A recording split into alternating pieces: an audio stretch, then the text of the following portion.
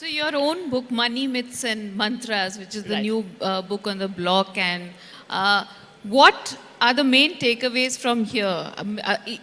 Am I correct in assuming that the myths is the part where you're talking about biases? Yeah, so I mean, it is also that there are a lot of things which are taken for granted in the markets, which you'll see a lot of people talking about as mantras, but they're really myths. For example, invest in your circle of competence. Now, what does it mean? Invest in your circle of competence. If I say it in plain words, it means invest in your comfort zone. So if your fund manager only understands, let us say, FMCG, fast moving consumer goods, and banks, and invest only there, what are they going to do when the theme in the market changes, let us say, to commodities or something else? So why should you be captive to someone's so-called circle of competence?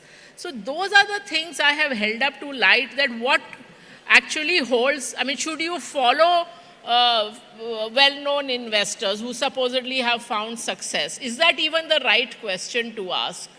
So, and also, of course, I have also started, because as I say that to break the rules, you have to know the rules.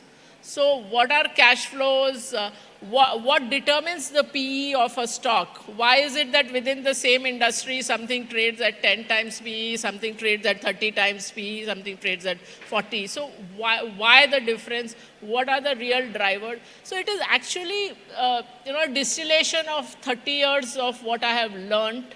And I have tested everything. I have not taken anything from granted, whether it appeared in a textbook or said by a professor or anything. So I have tested it.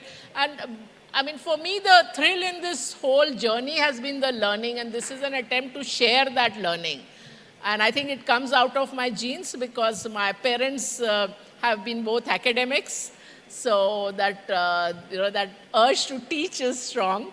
So this is really that. So, but I met a content writer recently, and she was telling me that most books these days are by well-known people are ghostwritten, and I said, wow, I didn't know that.